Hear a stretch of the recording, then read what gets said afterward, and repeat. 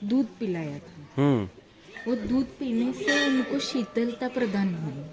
ನನ್ನ ಪ್ರೀತಿಯ ಎಲ್ಲ ವೀಕ್ಷಕ ಬಾಂಧವರಿಗೆ ನಮಸ್ಕಾರ, ಜೈ ಶ್ರೀರಾಮ್. ನಾವು ಇವಾಗ ಬಂದಿರುವಂಥ ದೇವಸ್ಥಾನ ಇದು ಜಲೇಶ್ವರ ಮಹಾದೇವ ದೇವಸ್ಥಾನ. ಈ ದೇವಸ್ಥಾನದಲ್ಲಿ ಸ್ವತಃ ಹಸಿ ಹಾಲಲ್ಲಿ ಅಭಿಷೇಕ ಮಾಡೋದ್ರಿಂದ ನಮ್ಮ ನರ್ಮದಾ ಪರಿಕ್ರಮದ ಇಚ್ಛಾ ಪೂರ್ಣ ಆಗುತ್ತೆ ಅಂತ ನಂಬಿಕೆ. ಈಗ ನೀವು ನೋಡ್ತಿರೋಂಥ ಶಿವಲಿಂಗಗಳು, ಈ ಶಿವಲಿಂಗಗಳಿಗೆ ಪ್ರಾಣ ಪ್ರತಿಷ್ಠಾಪನೆ ಮಾಡುವುದು ಬೇಕಾಗಿರೋದಿಲ್ಲ. ಯಾಕಂದರೆ ಇವು ಆಲ್ರೆಡಿ ಪ್ರಾಣ ಪ್ರತಿಷ್ಠಾಪನೆ ಆಗಿ ಬಂದಿರುತ್ತವೆ. ನರ್ಮದಾ ನದಿಯಲ್ಲಿ ಇವೆಲ್ಲ ಸಿಗುವಂಥ ಈ ಶಿವಲಿಂಗಗಳು ಸ್ವಯಂಭೂ ಶಿವಲಿಂಗ ಆಗಿರೋದ್ರಿಂದ ಇವುಗಳಿಗೆ ಪ್ರಾಣ ಪ್ರತಿಷ್ಠಾಪನೆ ಮಾಡುವ ಅವಶ್ಯಕತೆ ಇರೋದಿಲ್ಲ. ಎಷ್ಟೋ ಸಾಧಕರು ಇಲ್ಲಿಂದ ಬಂದು ನರ್ಮದಾ ಪರಿಕ್ರಮದ ಮಾರ್ಗದಲ್ಲಿ ಸಾಕಷ್ಟು ಜನರು ಇಲ್ಲಿಂದ ಶಿವಲಿಂಗಗಳನ್ನು ತೆಗೆದುಕೊಂಡು ಹೋಗಿ ನರ್ಮದಾ ತಟ್ಟಿನಲ್ಲಿ ಕೂತ್ಕೊಂಡು ದೇವರ ಹೆಸರಿನಲ್ಲಿ ಅಲ್ಲಿನ ಜಲಾಭಿಷೇಕ ಮತ್ತು ಹಾಲಭಿಷೇಕ ಎಲ್ಲ ಮಾಡಿಬಿಟ್ಟು ಅಲ್ಲಿ ಅವರು ಕೂಡ ಕೂತ್ಕೊಂಡು ಸಾಧನೆ ಮಾಡ್ತಾರೆ. ಇಲ್ಲಿಂದ ತಗೊಂಡು ಹೋಗುವಂಥ ಎಷ್ಟೋ ಶಿವಲಿಂಗಗಳು ಪ್ರಾಣ ಪ್ರತಿಷ್ಠಾಪನೆ ಬೇಕಾಗಿರೋದಿಲ್ಲ, ಹಾಗೇ ಮಾಡ್ಬೋದು ಅಂತ ಹೇಳಿ ಈ ದೇವಸ್ಥಾನದ ಒಳಗಡೆನೇ ಎಷ್ಟೋ ಜನರಿಗೆ ಪೂಜೆ ಮಾಡಿ ಕೊಡ್ತಾರೆ. ಇಲ್ಲಿಂದ ಪೂಜೆ ಮಾಡ್ಕೊಂಡು ಹೋಗೋದ್ರಿಂದ ಮತ್ತೆ ಇನ್ನಷ್ಟು ಅದರಲ್ಲಿ ಊರ್ಜಾ ಪ್ರಾಪ್ತಿಯಾಗುತ್ತೆ ಅಂತ ಹೇಳಿ ಇಲ್ಲಿನ ಜನ ನಂಬ್ತಾರೆ. ಸೊ ಹಾಗಾಗಿ ಇಲ್ಲಿನ ಶಿವಲಿಂಗಗಳು ವಿಶೇಷತೆಯೇ ಬೇರೆ. ಆ ಶಿವಲಿಂಗಗಳನ್ನು ನೀವಿಲ್ಲಿ ನೋಡ್ತಾ ಇದ್ದೀರಾ. ನೀವು ನೋಡ್ತಾ ಇರೋಂಥ ಈ ದೇವಸ್ಥಾನ ಇದು ಚಾಮುಂಡೇಶ್ವರಿಯ ದೇವಸ್ಥಾನ, ಅಂದರೆ ದಶಮಹಾವಿದ್ಯೆ. ಅದರಲ್ಲೂ ಶ್ರೀವಿದ್ಯೆ ಅಂತ ಹೇಳಿ ಶ್ರೀವಿದ್ಯೆ ಉಪಾಸಕರು ಇರುವಂಥ ದೇವಸ್ಥಾನ ಇದು. ಅವರೇ ಸ್ಥಾಪನೆ ಮಾಡಿರುವಂಥ ಚಾಮುಂಡೇಶ್ವರಿಯ ದೇವಸ್ಥಾನ. ಬನ್ನಿ, ನಾನು ನಿಮಗೆ ದೇವಿಯ ದರ್ಶನವನ್ನು ಮಾಡಿಸುತ್ತೇನೆ.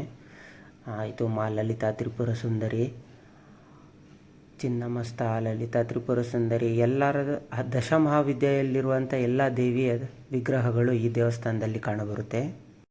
ಈಗ ನಾವು ಬಂದಿರುವಂಥ ದೇವಸ್ಥಾನ ಅಮರೇಶ್ವರ ಮಹಾದೇವ್ ಮಂದಿರ್. ಇದು ಛತ್ತೀಸ್ಗಢಲ್ಲಿ ಇರುವಂಥದ್ದು. ಈ ಛತ್ತೀಸ್ಗಢಲ್ಲಿ ಸ್ಟೇಟಲ್ಲಿ ನಾವಿರುವಂಥ ಜಾಗ ಇದು. ಈ ಅಮರೇಶ್ವರದ ದೇವಸ್ಥಾನದ ಮಹಿಮೆ ತುಂಬಾ ಇದೆ. ಇದರಲ್ಲಿ ಮೇಲ್ಗಡೆನೂ ನಿರ್ಮಾಣ ಮಾಡಿದ್ದಾರೆ ಮತ್ತು ಕೆಳಗಡೆನೂ ನಿರ್ಮಾಣ ಮಾಡಿದ್ದಾರೆ. ದೇವಸ್ಥಾನ ಒಳಗಡೆ ಸ್ವಯಂಭೂ ಮೂರ್ತಿ ಹತ್ರ ಸೀದಾ ವಿಡಿಯೋ ಮಾಡಲಿಕ್ಕೆ ಅವಕಾಶ ಕೊಡ್ತಾರೆ. ಬನ್ನಿ, ನಾನು ನಿಮಗೆ ತೋರಿಸ್ತೀನಿ. ಇಲ್ಲಿಂದ ನಂದಿ. ಸೊ ಈ ದೇವಸ್ಥಾನದ ಮಹತ್ವಗಳು ಏನಿದೆ ಅಂದರೆ ಇಲ್ಲಿ 12 ಜ್ಯೋತಿರ್ಲಿಂಗಗಳನ್ನು ಸ್ಥಾಪನೆ ಮಾಡಿದ್ದಾರೆ. 12 ನಮ್ಮ ಭಾರತ ದೇಶದಲ್ಲಿ ಇರುವಂಥ 12 ಜ್ಯೋತಿರ್ಲಿಂಗಗಳನ್ನು ಇವರು ಇದೇ ದೇವಸ್ಥಾನದಲ್ಲಿ ಈ ಭಾಗದಲ್ಲಿ 6 ಜ್ಯೋತಿರ್ಲಿಂಗ ಮತ್ತು ಈ ಭಾಗದಲ್ಲಿ 6 ಜ್ಯೋತಿರ್ಲಿಂಗಗಳನ್ನು ಸ್ಥಾಪನೆ ಮಾಡಿದ್ದಾರೆ. ನೋಡಿ, ಈಗ ನೀವು ನೋಡ್ತಾ ಇರೋವಂಥ 6 ಜ್ಯೋತಿರ್ಲಿಂಗಗಳಲ್ಲಿ 12 ಜ್ಯೋತಿರ್ಲಿಂಗಗಳಲ್ಲಿ 6 ಜ್ಯೋತಿರ್ಲಿಂಗ ಈ ಭಾಗದಲ್ಲಿ ಇದ್ದಾವೆ.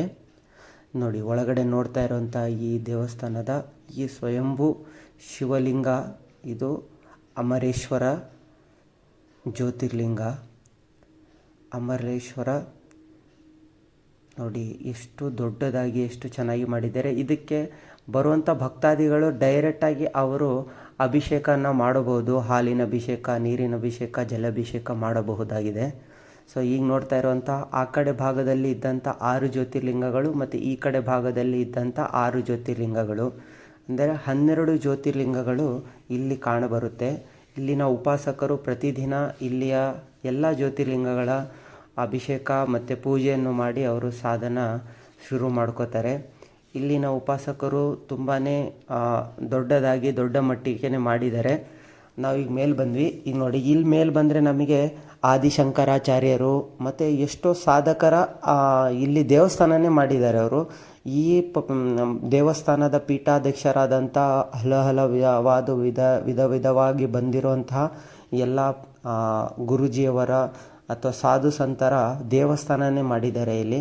ಇದು ಮೇಲ್ಗಡೆ ಭಾಗ, ಇದು ವಿಶೇಷವಾಗಿದೆ ದೇವಸ್ಥಾನ.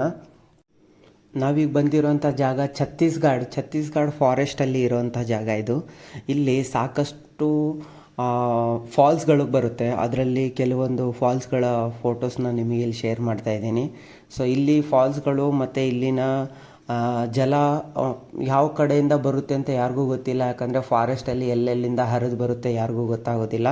ಸೊ ಇಲ್ಲಿ ಸಾಕಷ್ಟು ಗುಫಾಗಳಿದ್ದಾವೆ. ಗುಫಾಗಳ ಬಗ್ಗೆ ನಿಮಗೆ ಸಂಪೂರ್ಣವಾಗಿ ಗೊತ್ತೇ ಇರುತ್ತೆ. ನಾವು ಗುಫಾನ ಕನ್ನಡದಲ್ಲಿ ಗುಹೆಗಳಂತ ಹೇಳ್ತೀವಿ. ನೋಡಿ ಈ ಥರ ಹರಿದು ಹೋಗ್ತಾ ಇರುವಂಥ ಭಾಳಷ್ಟು ನದಿ ಜಾಗ ಇವೆಲ್ಲ. ನಾವಿವಾಗ ಅಮರ್ಕಂಟಕಲ್ಲಿ ಇರುವಂಥದ್ದು. ಅಮರಕಂಟಕ್ಕಿಂತ ಮುಂದೆ ಬಂದಿದ್ದೀವಿ ನಾವು. ಅಂದರೆ ನರ್ಮದಾ ತಟನ ನಾವು ಪಾರು ಮಾಡ್ತೀವಿ ಇವತ್ತು. ಸೊ ಈ ಭಾಗದಲ್ಲಿ ನಾವು ಅಮರಕಂಟಕ್ಕಿನಿಂದ ಮೇಲ್ಗಡೆ ಭಾಗದಲ್ಲಿದ್ದೀವಿ. ಈ ನದಿಗಳು ಬೇರೆ ನದಿಗಳೇ ಇವೆಲ್ಲ. ಸೊ ಇವತ್ತು ನಾವು ನರ್ಮದಾ ಜಾಗದಲ್ಲಿ ಹೋಗ್ತೀವಿ. ಅಲ್ಲಿ ಯಾವ ಥರ ಉದ್ಭವ ಆಗಿರೋದು, ಒಂದೇ ಒಂದು ಸಣ್ಣ ಕುಂಡದಲ್ಲಿ ಉದ್ಭವ ಆಗಿರೋದನ್ನ ನಾನು ನಿಮಗಿಂದ ತೋರಿಸ್ತೀನಿ. ಬನ್ನಿ, ಇದು ನೋಡಿ. ಇಲ್ಲಿ ಯಾರೋ ಒಬ್ಬರು ಸಾಧು ಸಂತರು ಮಾಡಿರುವಂಥ ಜಪ ಮಾಡಿರುವಂಥ ಮತ್ತು ಸಾಧನೆ ಮಾಡಿರುವಂಥ ಗುಫಾ ಇದು. ಸೊ ಈ ಗುಫಾದಲ್ಲಿ ಅವರು ಎಷ್ಟೋ ವರ್ಷಗಳ ತಪಸ್ಸು ಮಾಡಿರುವಂಥ ಜಾಗಗಳು. ಅವರಿಗೆಲ್ಲ ಏಕಾಂತ ಜಾಗದಲ್ಲಿ ಇದ್ದೇ ಸಾಧನೆ ಮಾಡಬೇಕಾಗಿರುತ್ತೆ. ಸೊ ಆ ಏಕಾಂತ ಜಾಗದಲ್ಲಿ ಇದ್ದು ಸಾಧನೆ ಮಾಡಿರುವಂಥ ಜಾಗಕ್ಕೆ ನಾವು ಈ ದಿನ ಬಂದ್ವಿ. ಎಷ್ಟೋ ಸಾಧಕರು ಇಲ್ಲಿ ಅವರ ಕುಂಡಲಿನಿ ಜಾಗೃತಿ ಮಾಡ್ಕೊಳ್ಳೋಕ್ಕೋಸ್ಕರ ಈ ಥರ ಗುಫಾಗಳಿಗೆ ಬರ್ತಾರೆ. ಹೆಚ್ಚೆಚ್ಚಾಗಿ ವಿದೇಶಗಳಿಂದ ಈ ಜಾಗಕ್ಕೆ ಬರ್ತಾರೆ. ಯಾಕಂದರೆ ಈ ಥರ ಗುಫಾಗಳು ನಮ್ಮ ಭಾರತ ದೇಶದಲ್ಲಿ ಮಾತ್ರ ನೋಡಲು ಕಂಡು ಬರುತ್ತದೆ. ಬೇರೆ ದೇಶಗಳಲ್ಲೆಲ್ಲ ಈ ಥರ ಸಾಧಕರು ಅಥವಾ ಹಳೆಯ ತುಂಬ 100 ವರ್ಷಗಳ ಹಿಂದೆ ಸಾಧನೆ ಮಾಡಿರುವಂಥ ಋಷಿಗಳು ಯಾರೂ ಕೂಡ ವಿದೇಶದಲ್ಲಿ ಇಲ್ಲ. ಎಲ್ಲ ನಮ್ಮ ಭಾರತ ದೇಶದಲ್ಲೇ ಇದ್ದು ಈ ಜಾಗದಲ್ಲಿ ಸಾಧನೆ ಮಾಡಿ ಹೋಗಿರುವಂಥ ನಮ್ಮ ಭಾರತ ದೇಶದಲ್ಲೇ ಇರುವಂಥದ್ದು. ಇಲ್ಲಿನ ಋಷಿ ಮುನಿಗಳು ಮಾಡಿರುವಂಥ ತಪಸ್ಸಿನ ಜಾಗಕ್ಕೆ ನಾವು ಈ ದಿನ ಬಂದ್ವಿ. ಸೊ ನಮ್ಮ ಊರ್ಜಕ್ಕೆ ಮತ್ತು ನಮ್ಮ ಕುಂಡಲಿನಿಗೆ ತುಂಬಾ ಹೆಚ್ಚೆಚ್ಚು ಅನುಕೂಲವಾಯಿತು. ನೀವು ಕೂಡ ಈ ಥರ ಗುಫಾಗಳಿಗೆ ಹೋಗಿ ನಿಮ್ಮ ಕುಂಡಲಿನಿ ಜಾಗೃತಿಯನ್ನು ಮಾಡ್ಕೊಳ್ಳಿ ಅಂತ ಹೇಳ್ತೇನೆ. ಎಲ್ಲರಿಗೂ ನಮಸ್ಕಾರ. ಜೈ ಶ್ರೀರಾಮ್. ನರ್ಮದೇ ಹರ್.